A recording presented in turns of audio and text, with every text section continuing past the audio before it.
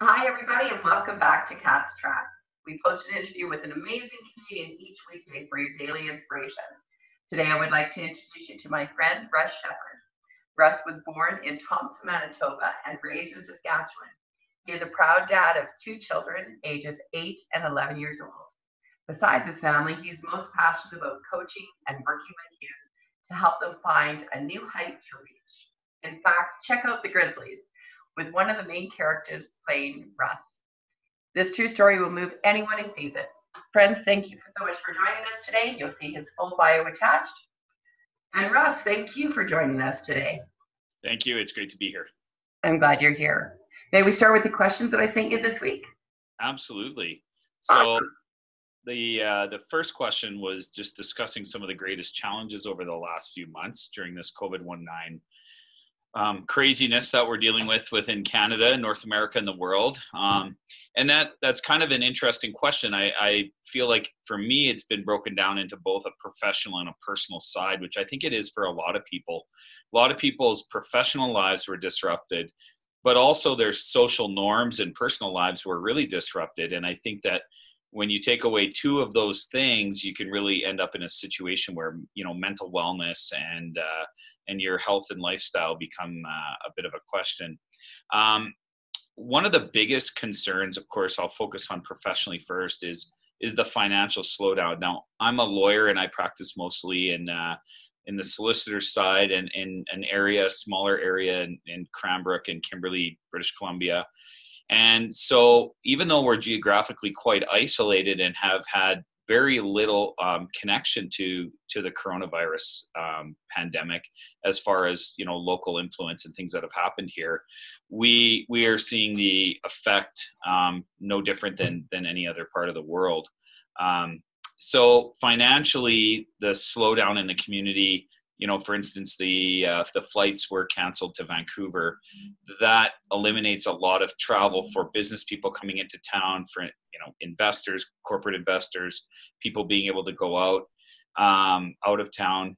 The amount of real estate transactions, which is a good part of my business, were really affected in that people couldn't go to houses to even look at it. So the purchasing and the selling became a concern. A lot of sellers of real estate took their homes off the market for the time being because they didn't want other people in their house for a lack of understanding of who's in there and if they have any issues health-wise. Businesses and transactions came to a grinding halt almost overnight. So we were left into a position where we were scrambling to try to protect our clients' rights, but also not sabotage deals that were, maybe suspended.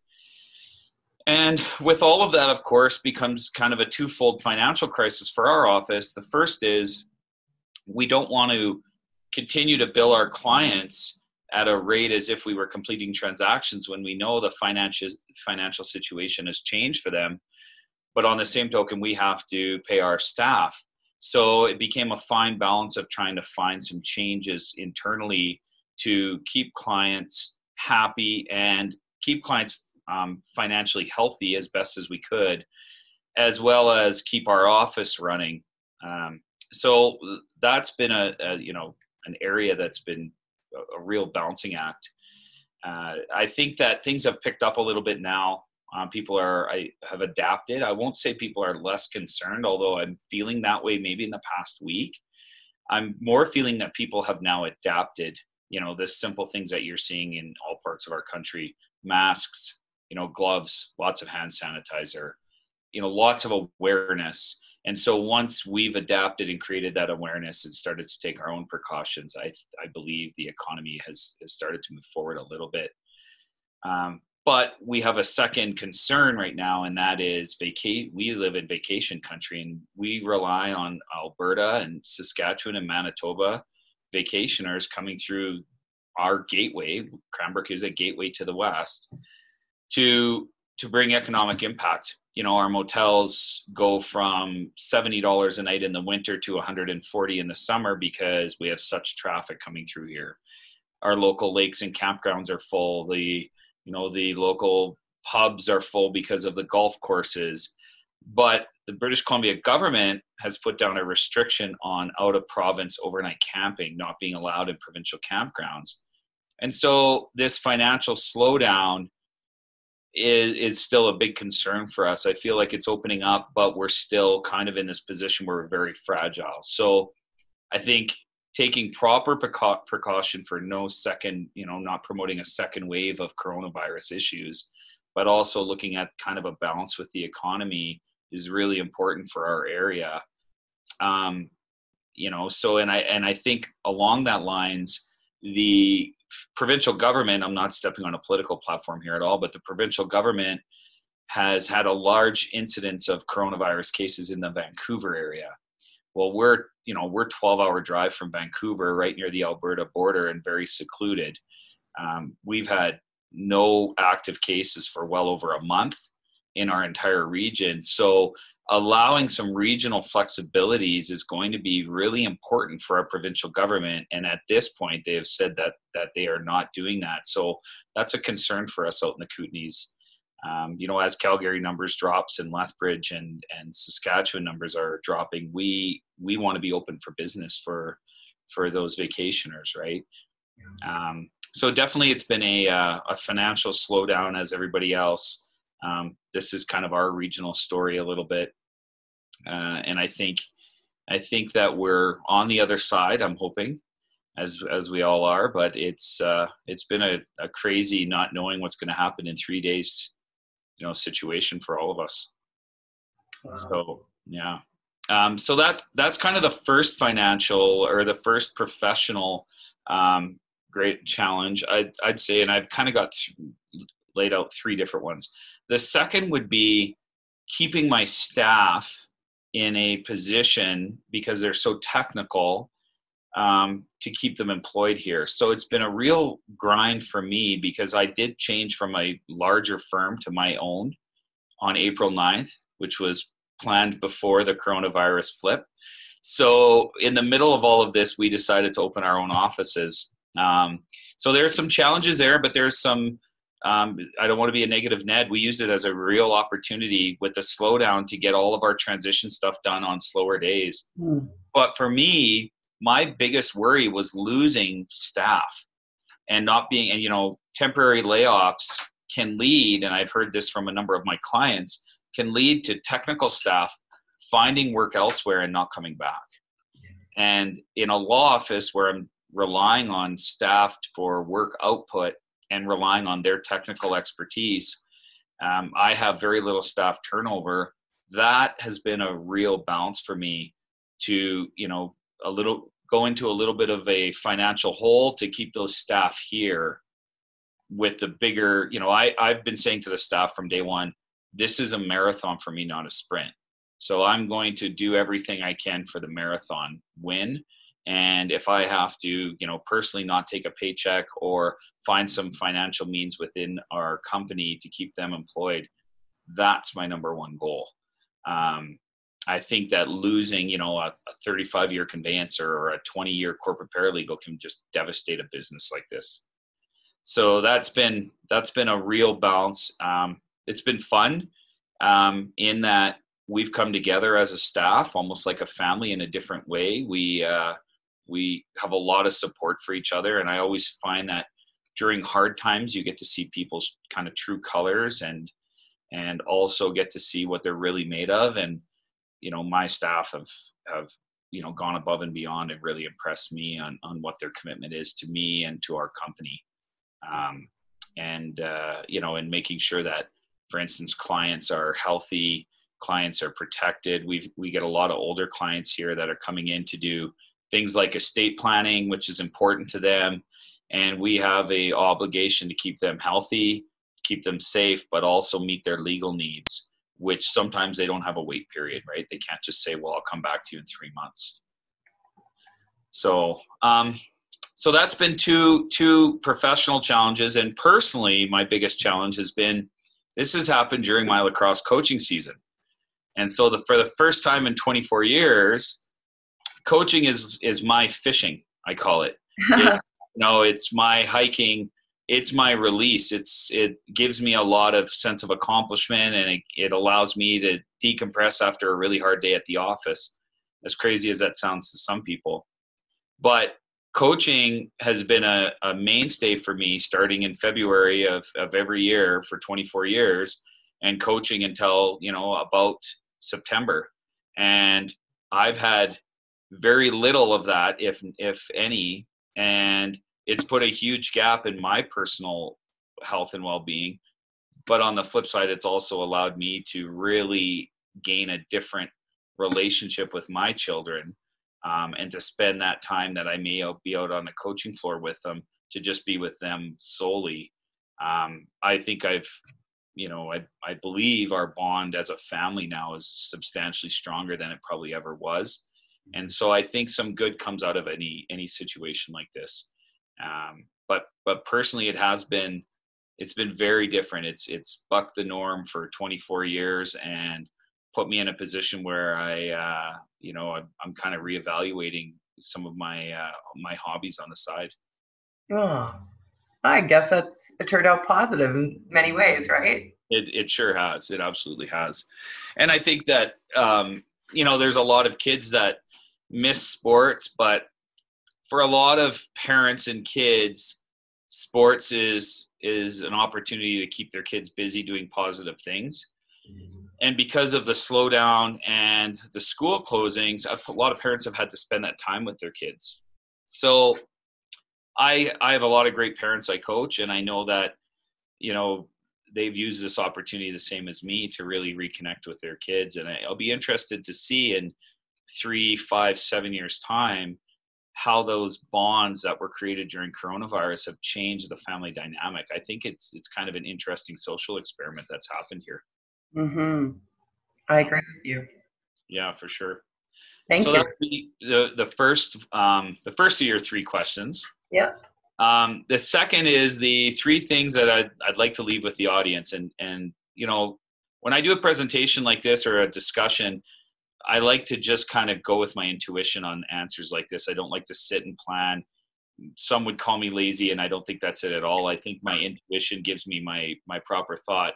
So the first thing I'd like to leave with the audience that I learned from my staff, and also from, just my kids and watching people in general during this, is as a human race, we are unbelievably gifted at adapting and surviving. And it takes very little time for people to adapt, create a new normal to survive and push forward. And it's quite remarkable that in our lifetime, although we've seen some ups and downs, we've never seen a situation like this where we are overnight all terrified of what could happen. The worst case scenario in our brains when the coronavirus outbreak started in North America was millions of people passing, of a virus devastating our entire continent. And so we, as maybe out of fear to start, but also out of necessity, quickly adapted our daily routines, how we go to work, how we work, what we do. And it's quite remarkable to see even clients of mine and how they adapted to survive in their business.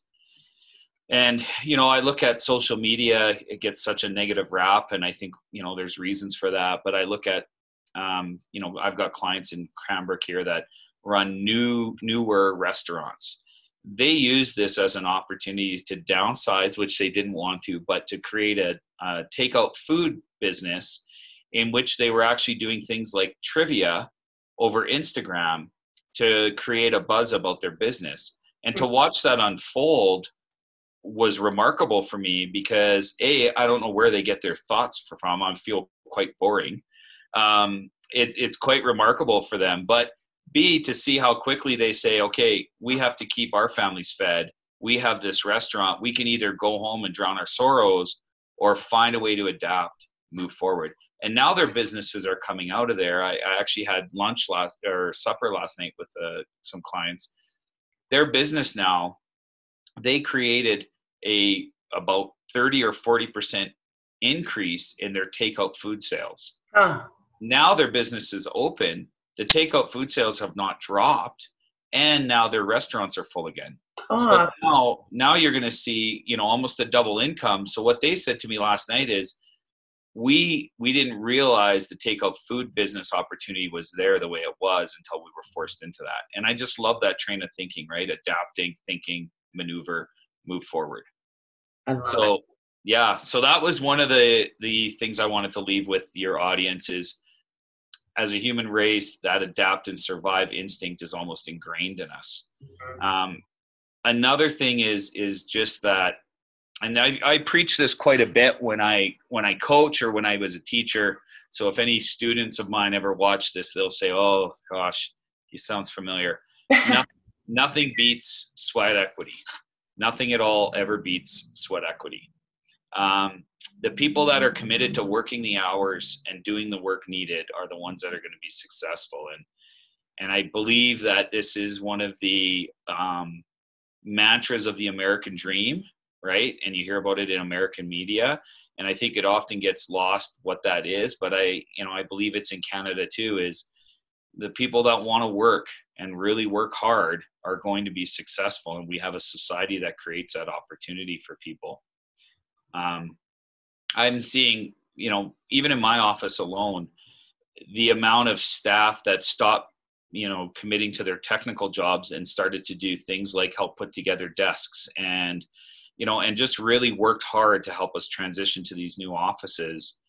And now we've got our legs under us. I believe we're going to be very successful. We're busy already.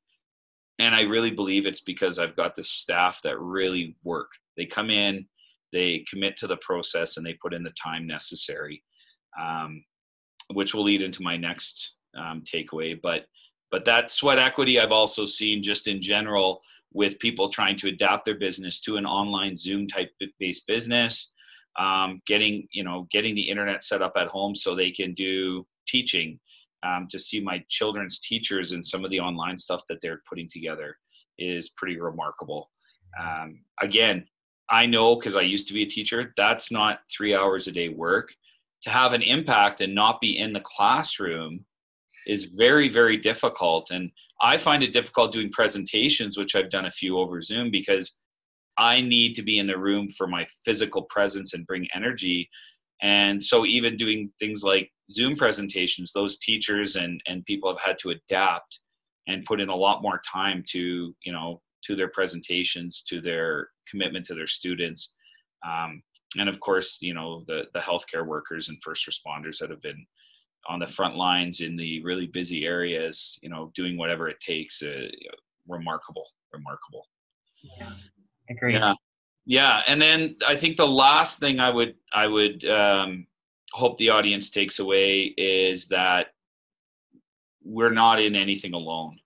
And I feel like we sometimes segregate ourselves. We have this very crazy political environment of right versus left, and we have this polarizing force of the United States on both sides, and we're always caught in this us versus you, and nobody wants to talk about politics because people get so angry.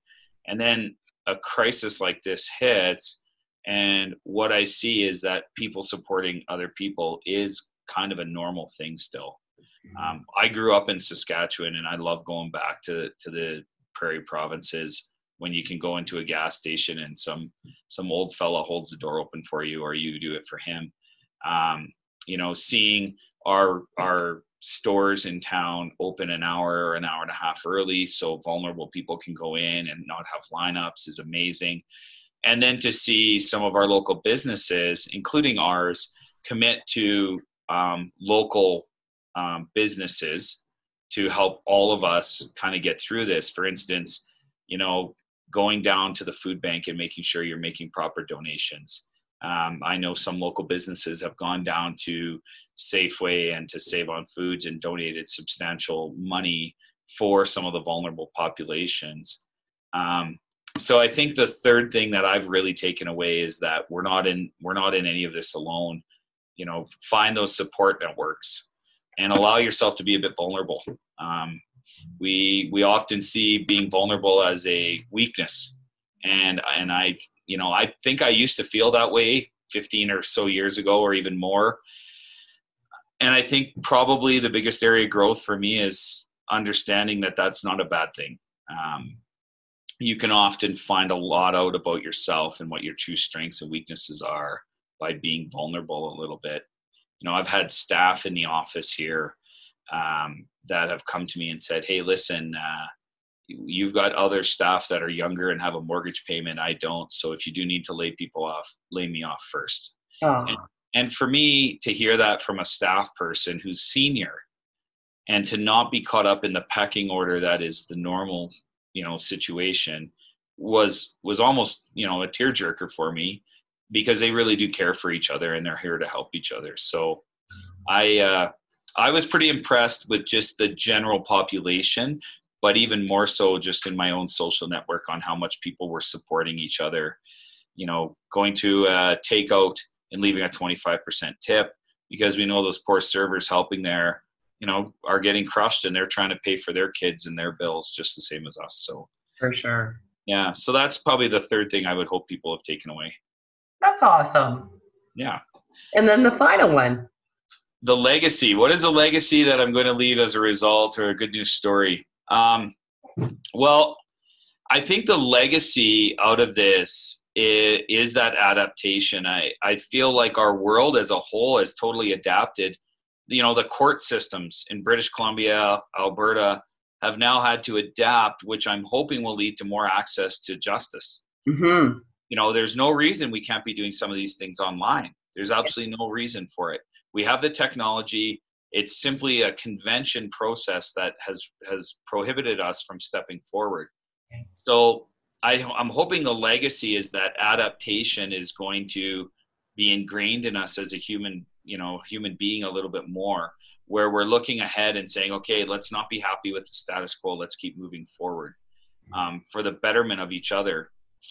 I see just in my office space alone how the staff here have had to adapt in how they communicate with clients. We've got clients that are under a lot of stress and duress right now. The last thing they need is to be phoning their law office and having somebody here being, stern or short with them. Oh, yeah. We need to have a little bit more compassion. We need to understand that there's people phoning here that are absolutely terrified to go out of their house right now. Yeah. And we have to find a way to help them meet their needs. And so, I think that, a legacy that's going to come out of this, it'll be interesting to see how the general public moves forward with technology, with social distancing, with care for vulnerable populations. Are those things going to stick moving forward, or were they going to be flashes in the pan that were simply forced upon us? I'm hoping that it's a little bit of the previous in which people are going to stick to these and push forward a little bit with some of these principles. I gave the example of our grocery stores opening. It's a great idea. Why hasn't that happened? Totally. Why hasn't that happened already? And why aren't we using, students from our high schools to go and help those people carry their groceries as part of a community commitment program that we do through our schools? And, why aren't we allowing our kids to possibly do some experiential learning online? Maybe teachers can hit more kids and hit them in different ways if we're using the technology. Yeah. Right. Not every student was created to be in a classroom. So this situation now is changing how we're approaching that a little bit. Yeah. And good news story. Well, good news story is always tough to narrow down just one. Like, I've kind of gone through a lot. I really think that one of the good news stories that I've seen locally for my client base is their total commitment to their staff, and how much I realize that, if it's not the local restaurant down the road or the car dealership, that a lot of these business owners feel like their staff are family. Mm-hmm. And they became very protective of those staff and very protective of what they were doing for those staff. So I think that the good news story for me has been that family is not blood, that people have really connected at a different level because we were all in the same boat. We legitimately didn't know what was happening tomorrow. And that was a very bizarre, I'm sure for you too, a very surreal feeling of we're going to reevaluate on Thursday and it's Tuesday. And you're thinking, how can that be? We're, as a population, used to planning months ahead, weeks ahead, my schedule's set, and seeing people not knowing if they're going to have a job. I have friends that showed up on a Tuesday and got told Tuesday night they have no job Wednesday in very prominent businesses. And then to see those business owners try to quickly adapt, alter, and change what they were doing to get those people back to work. Even if it was a part capacity, I do think our federal government and provincial governments were very quick to assist, and I applaud them for that. And I think that when you had the business owners acting the way they did and the government responding the way we ended up getting a good sense of family. And I hope we take some of that out of this. I hope we don't go back to the regular norm of 4 months ago, which maybe is a little bit more of a, dog eat dog world than it needed to be. Well, again, speaking like a true Saskatchewanite, really. I mean, you're all about community. Every person I've ever met from Saskatchewan, they work hard, they play hard, they make sure that they're rolling up the sleeves to make sure their neighbor's okay. And it's no surprise that you have that attitude. Yeah, no, and it's really refreshing for me too. I've got good Rough Rider stuff up in my office. So I get the old Saskatchewan fellas and ladies in here and to kind of listen to them talk about it. But that sense of community, really is kind of an interesting Canadian trait as much as it is a Saskatchewan trait. You see it. I was up in Grand Prairie last week, and you saw it even there in the airports with people that don't know each other. I was standing near a gate talking to a gentleman, and, we had a good 30-minute conversation and, just connecting at some of the similarities between our experiences through this craziness. Yeah, I love it. I love being Canadian. I do too. I absolutely love it. And it's not a time to be polarized. No. Right? I really feel sad if you're feeling polarized, left versus right, or, oil versus not. I think there's some middle ground for everybody to find solutions to all of our problems. I understand that there's an economic situation we're dealing with right now, and that I would hate to pull out the knives at that point. And instead, let's kind of come together and figure out some solutions. We need to do all of it. Yeah. One of the things I was unbelievably lucky to experience, as you noted at the top, was, being a part of a team that's now into a full movie, The Grizzlies. And, Inuit people in the North, really, as much as Saskatchewan taught me what family and neighbors are like, the Inuit in the North are on a totally different level. I bet. And the way that they help each other through times of sadness, through hard times, through winters, and the way that, there's no homeless problem that we would understand, because there's an overcrowding homeless problem. Why? Because you don't leave people outside. Yeah. Right. And so learning what family was like on another level from the Grizzlies kids that I worked with, as well as the Inuit people and my, community I still call home in Kugluktuk, really allows me to go into a situation like this and adapt and use my skills from that time to approach my staff, approach family, approach people around me, and understand what it's like to have that sense of family. So I really thank all of the kids from Nunavut that were that family for me and taught me those skills. And that's one of the things I'm most proud about that movie, is it's not a movie about Russ saving anybody. It's really a movie about me learning a lot more from the kids than probably I could ever have taught them. And you're right. Kids can teach us a lot. I agree. Sometimes, the 2 years, one mouth rule, right? Sometimes even if they're youth and you're a teacher, you should listen twice as much as you speak. I agree with you, Russ. Absolutely. Thank you so much for joining us today. Thank you very much. I more than appreciate it. It's awesome. Thank you. Thanks. Well, everybody, you can see why everybody loves Russ Sheppard. Thank you so much for joining us today, and we'll see you on the next.